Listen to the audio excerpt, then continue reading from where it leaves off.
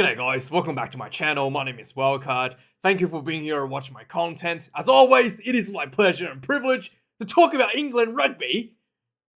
And yes, this was, believe it or not, Italy actually scored more tries than England in this match. 24 points to 27. And yeah, what can I say? This was quite a weird kind of game.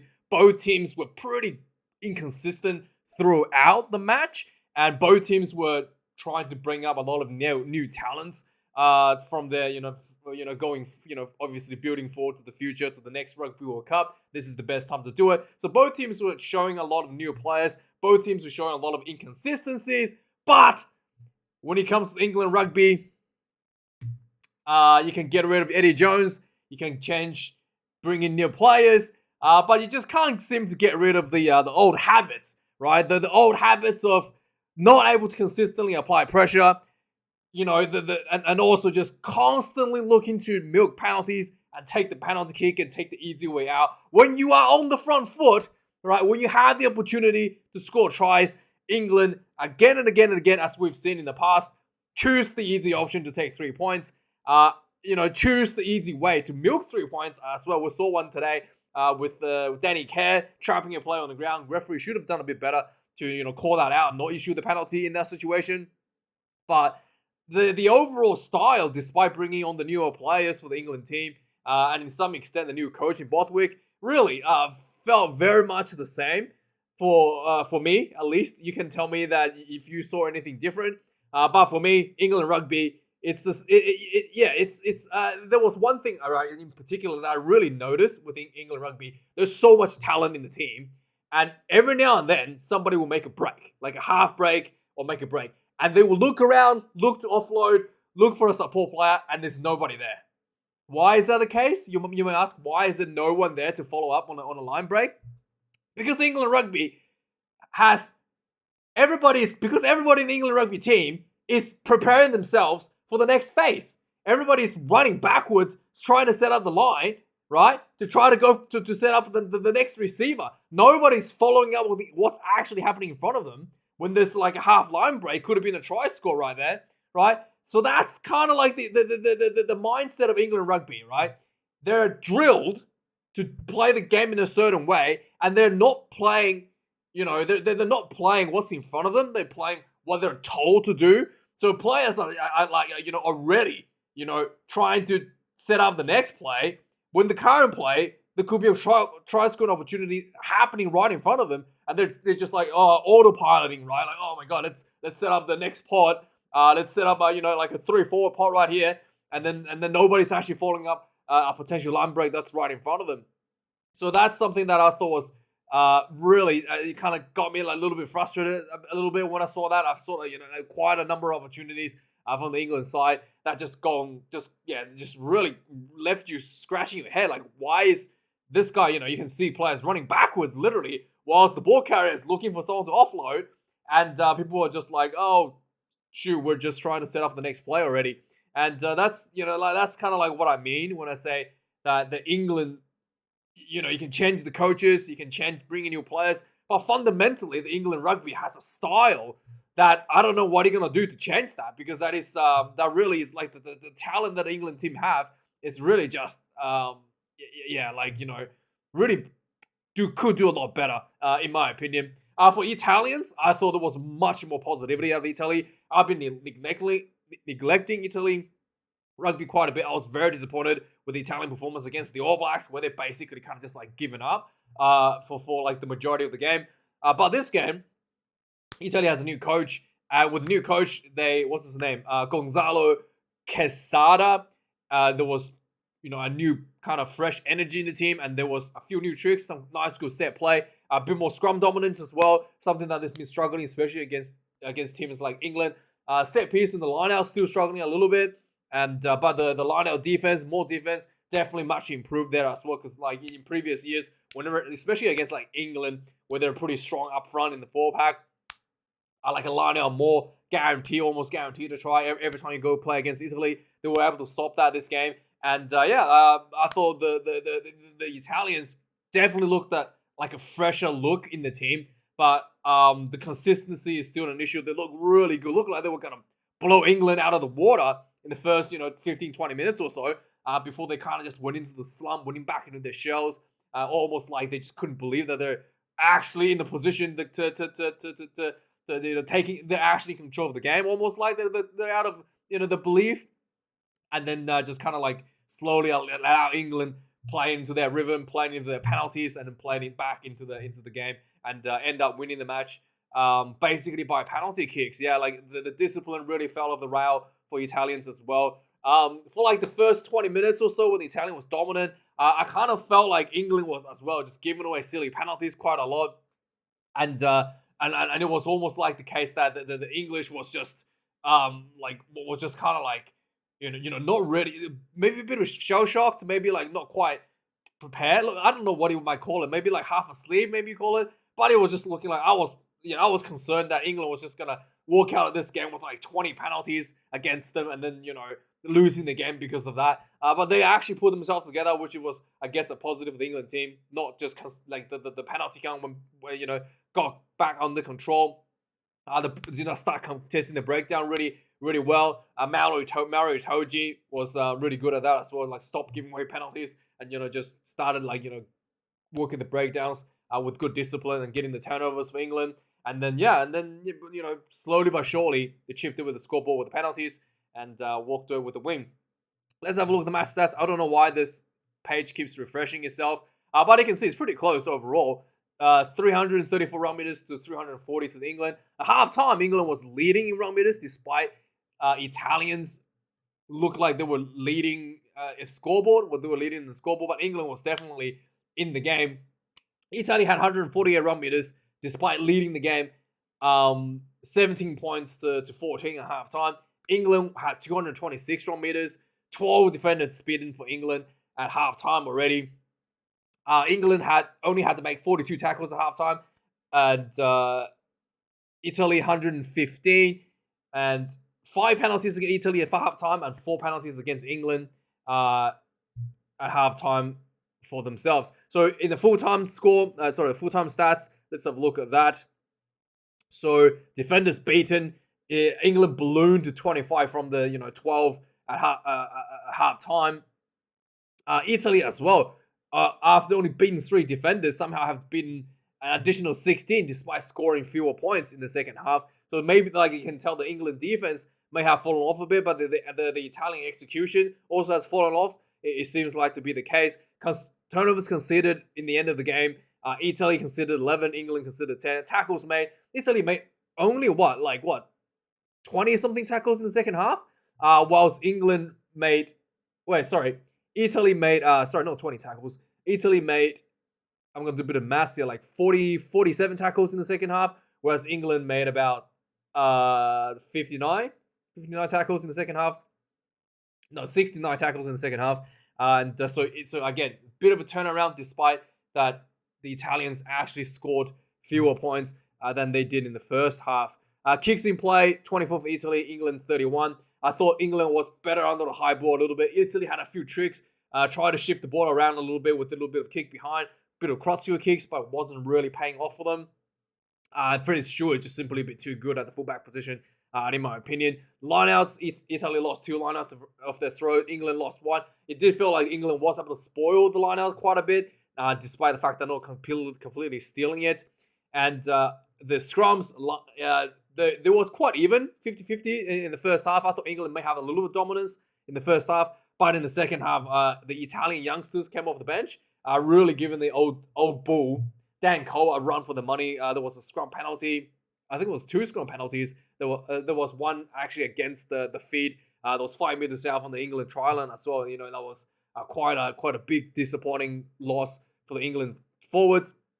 Like I said, the penalty count at the beginning of the game looking like it was going to balloon out of control for England. England only conceded 2 penalties in the second half, whereas Italy conceded 3.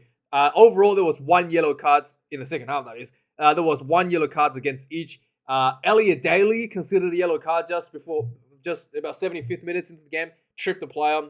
He kind of got stepped as he felt. He kind of got stepped as it was falling over, and they put his foot out and tripped the player, and it was yeah, it was definitely a yellow card there. You can say that it was, the commentary was saying that it was just his natural reaction, but still, like a trip is a trip. Like you can't just, it's still a legal move, and it looked almost like a soccer trip there. Sometimes you might see a soccer player do this move when they kind of slip over, and then they didn't want the player to try to do like a last ditch effort to try to kick the ball out of the player's foot and then end up tripping them. It looks almost like that from Elliot Daly. And then the yellow card against Italy was for sacking the maul.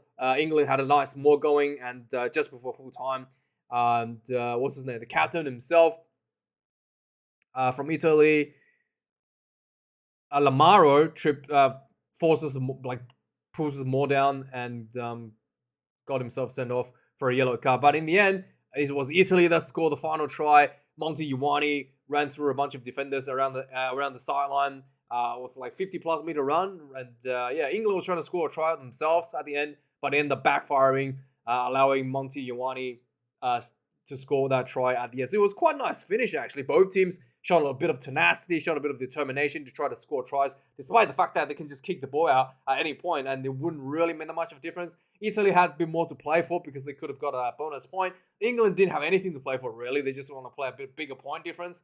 But England decided to play, end up backfiring, Italy getting the turnover in the scrum penalty, and then eventually Monty Ioane running 50 meters to, I guess, like a tired England pack to get themselves on the bonus point, losing bonus point at the end of the day.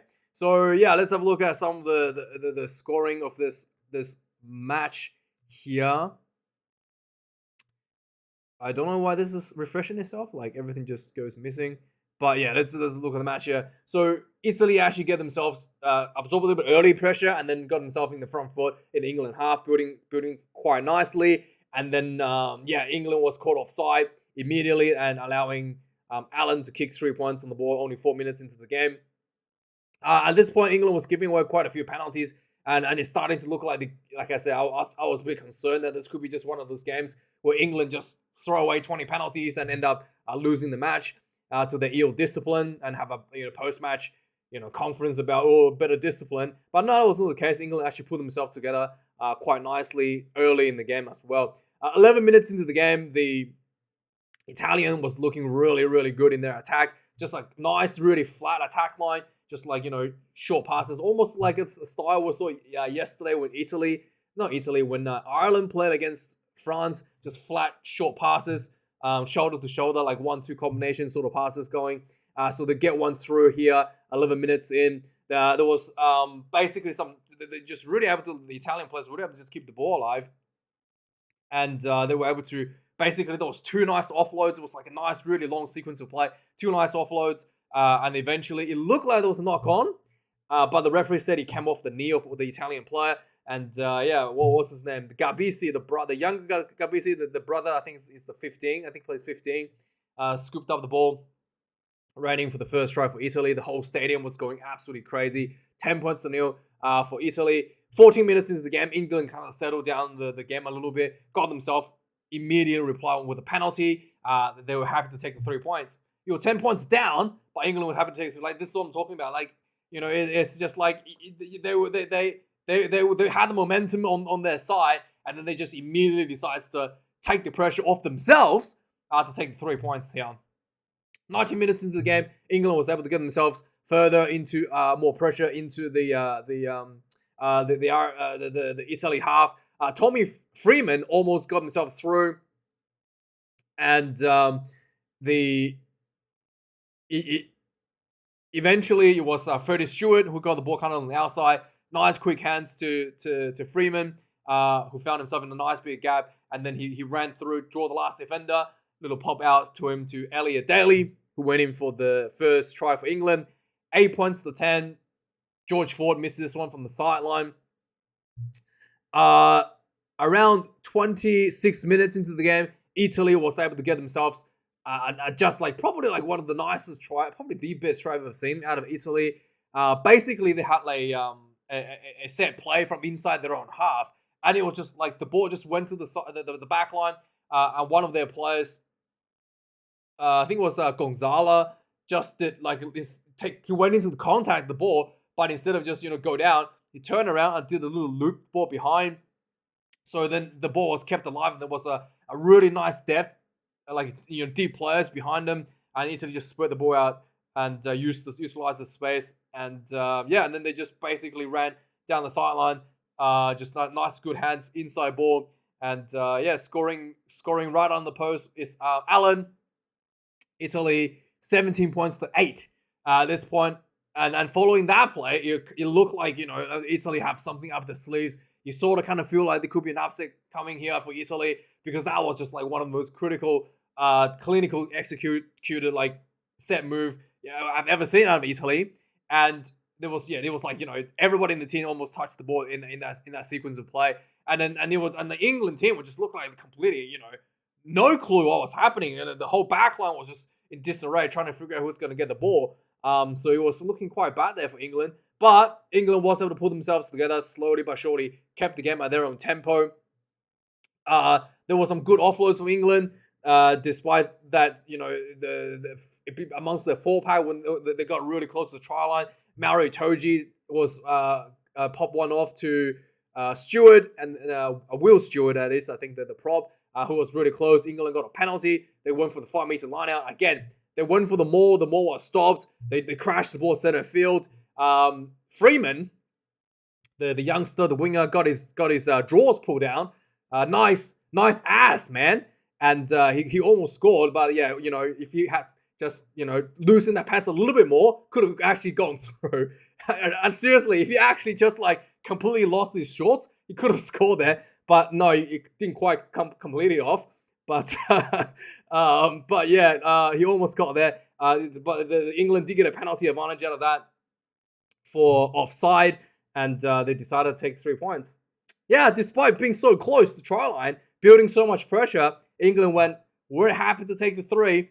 There was too much pressure for us to continue trying to push for a try. So again, the same old habits that's kind of left over by Eddie Jones, 17 points to 11. 36 minutes into the game, just before halftime, another penalty to England. They kicked the ball over, 17 points to 14. Again, the scoreboard kind of closed up, looking a lot more rosier before halftime. Despite that, Italy was looking much better, much nicer display of rugby on the field. 45 minutes in the game in the second half, the Italian was looking a bit sleepy. England was just coming out like firing. Alex, they got 5 meters short from the try line. Alex Mitchell got the ball, decided to go himself, and it looked like it was wrapped up. He just like started, he spun around, and he got like, he fell over, got back up, and kept going. You thought he was gonna, pass the ball. No, he just kept going, kept the legs pumping. Kept on, shuffling. I don't know what you call it. He kept on like, he just kept on working, kept on his legs pumping, and then got himself actually over for a try. Believe it or not. And suddenly the scoreboard is 21 points to 17. England's taken the lead. 52 minutes into the game, England gets their first scrum penalty. A nice little wheeling coming through for the England side. They kick this one over. Again, 3 points. 17 points to 24. Just go up a bit.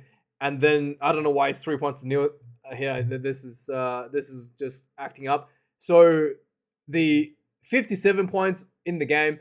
The website decided to not work with me today for some reason. 57 minutes into the game, there was a scrum set piece play for Italy. There was, again, really nice play. They kind of like Fang going open side, and then suddenly they all just, a couple players just surfed around the blind side, and Monty Ioane just like bolted down the sideline. The English team got, they were scrambling back in defense, got themselves caught offside. And then they went for a penalty kick by Allen.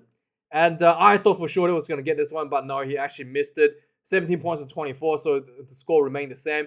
66 minutes into the game, Danny Ken showed why he's in the team, I guess. He's on the bench. He milks a penalty by trapping the player in the ruck.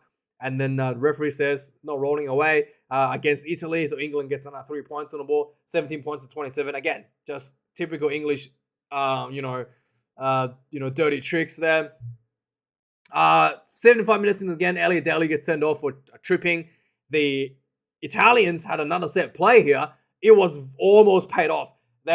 the ball went to the 10 Gabisi, and he immediately just like chipped the ball over the top to over the rush defense that's coming towards him, and 3 Italian players just bolted towards this little chip ball over, and Freddie Stewart standing alone against 3 defenders coming up towards his face, just like ripped the ball out of the air.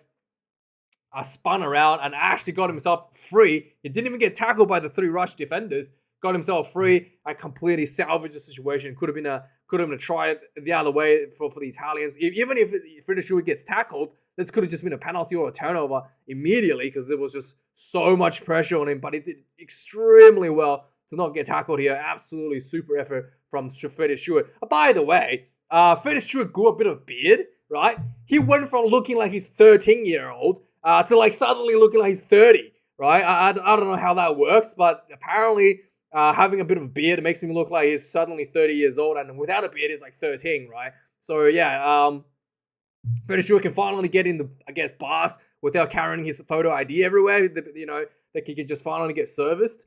But yeah, that's something that I noticed.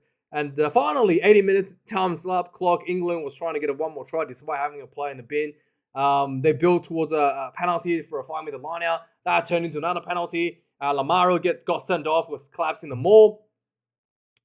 England decided, we're going to go for the scrum. We know what to do. They went for the scrum, and surprisingly, Italy got a penalty out of this one. So yeah, England was probably overestimating the power of the scrummage in there. And then Italy played on. You know, just kept on scrambling, kept on running, never giving up. And eventually Monty Ioane did the miracle. Ran around the sideline, you know, dancing fear down the sideline, evaded a couple of defenders, and then went down and scored in the final try for Italy for the losing bonus point. 24 points to 27, the final score. Definitely a lot closer than I was expecting. I think everybody was expecting. And yeah, I don't know. Let me know your thoughts on how England's going to be able to fix their, Eddie Jones, I guess you can call it, habit. Because I really think that the team has the talent, but it's just mentally. They just always want to go for that easier option. I do think that there was a bit of improvement by England, that they stopped playing against the clock sort of thing like they did in the World Cup, where, there was like 20 minutes left. Let's try run down the clock somehow. They stopped doing that, but they were still just like, let's take the points. Let's take the easy option. Let's take the pressure off ourselves. They're still doing that a bit. Definitely to try to, I don't know, definitely going to try. I feel like the England team definitely has the talent to not have to do that. Get some more tries on board and show a bit more dominance. But yeah, anyway, let me know your thoughts, guys. Like, comment, subscribe. I appreciate you being here. Thanks for watching this video. And I'll see you guys a bit later for the Wales versus Scotland game. And thanks for watching. See you guys later. Cheers.